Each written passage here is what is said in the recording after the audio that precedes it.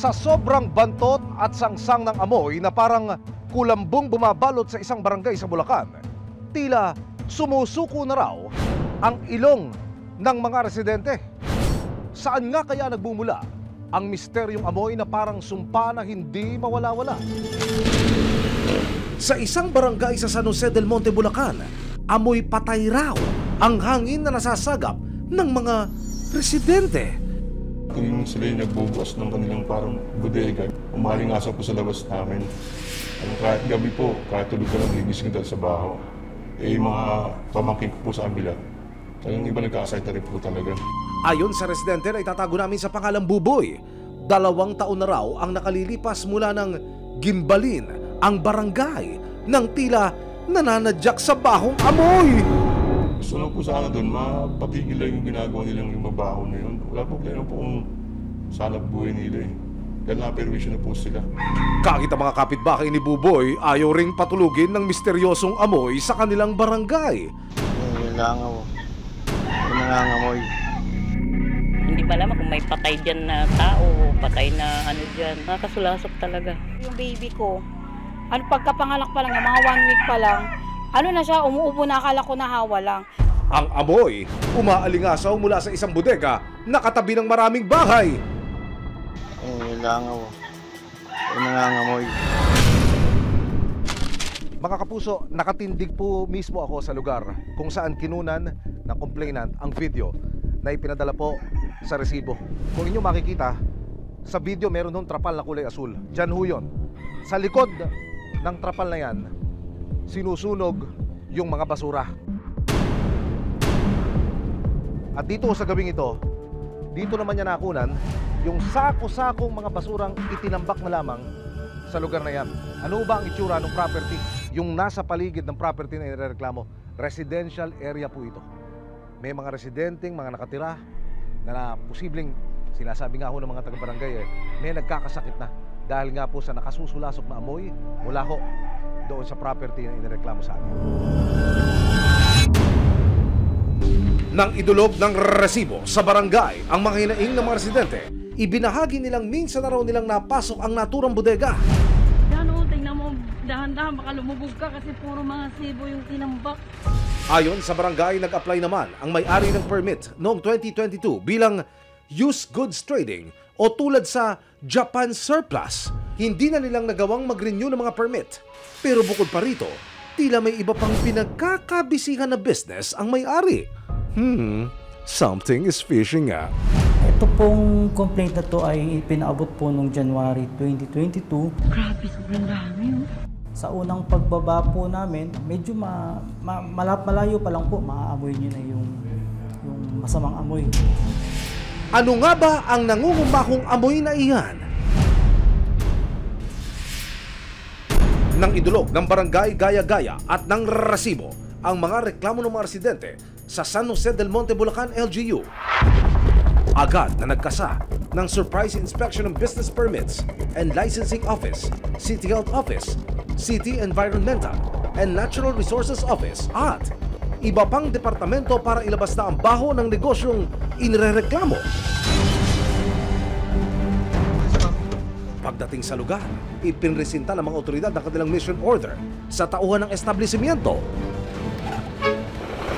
Mabaho. Pagpasok, tila landfill ang peg ng lote. Nang lapitan ng mga sako na pinagpipistahan na ng sangkatutak na langaw, lumuwa at bumulwak ang dugo mula sa mga ito. Yung amoy, parang siyang talagang nabubulok na laman, flesh. Malansa, gano'n, parang nabubulok na karne.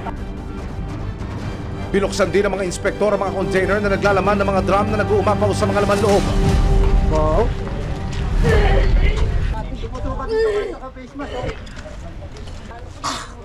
Bahaw, parang patay na tao. Nang tignan ng malapitan,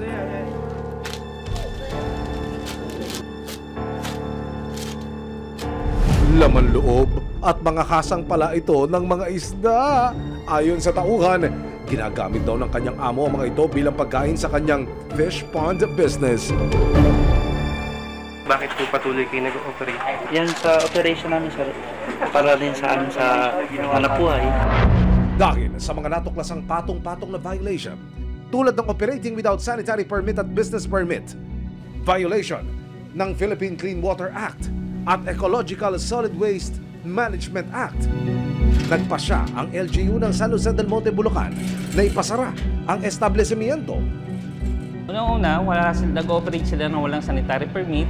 And then yung mga empleyado, wala ring health certificate. Pangatlo, walang personal protective equipment. Sa solid waste, yan po ay na-violate nila. Nakita nyo, mixed waste. Pati yung Clean Water Act. Nakita mo yung kanal, hindi dumadalo yung tubig. Doon sila di-discharge.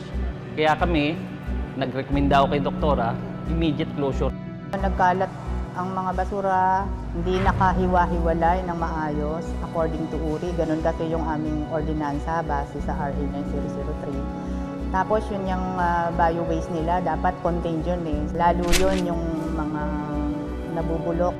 Ayon sa kanila, nakapagparehistro ng pangalan ang negosyo pero hindi ito nakakuha ng iba pang clearances para makapag-operate bilang used good trading. Operating po sila without a business permit. So, yun po yun nasa Chapter 3, Article 5, Section 62 ng Local Government Code po at ng City of San Jose del Monte Revenue Code.